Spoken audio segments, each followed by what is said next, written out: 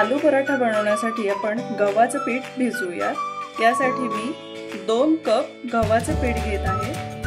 चवीनुसार मीठ घालूया, 1 चमचा तेल घालूया, पाव चमचा ओवा घालूया।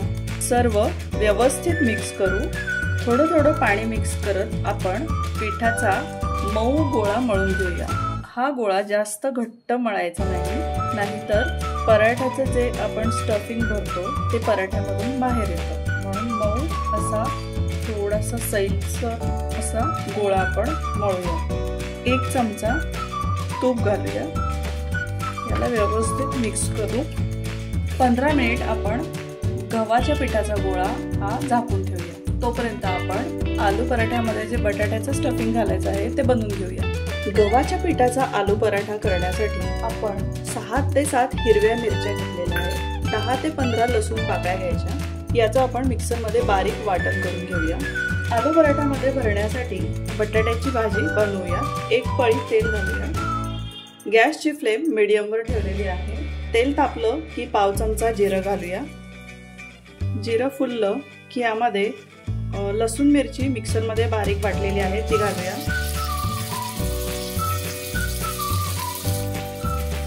मिरचीचं प्रमाण आपण आवडीनुसार घ्यायचं आहे। 2 ते 3 मिनिट याला व्यवस्थित फ्राय करून घेऊया। पाव चमचा मीठ घालूया। लसणाचा कलर बदलेपर्यंत आपण याला फ्राय करून घेऊया। पाव चमचा काश्मीरी लाल मिर्च पावडर घालूया।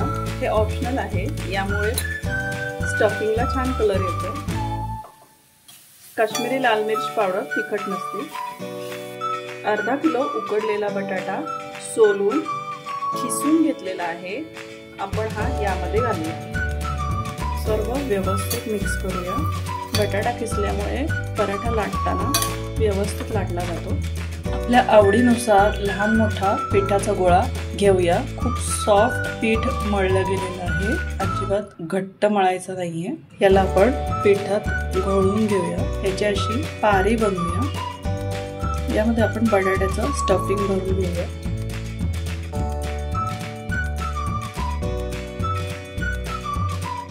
परत पिठामध्ये घोळून घेऊया। हलक्या हाताने आपण याला लाटून घेऊया। पराठा लाटून तयार आहे। याला आपण तव्यावर भाजून घेऊया। मीडियम टू हाय फ्लेमवर दोनही बाजूंनी तेल किंवा तूप आपल्या आवडीनुसार आपण लावूया आणि खुसखुशीत खरपूस होईपर्यंत आपण पराठा दोन्ही बाजूंनी व्यवस्थित भाजून घेऊया। गव्हाच्या पिठाचा मऊ लुसलुशीत पराठा सर्विंगसाठी रेडी आहे। तुम्ही पण असा नक्की करून बघा। रेसिपी आवडली तर प्लीज माझ्या चॅनलला सबस्क्राईब करा।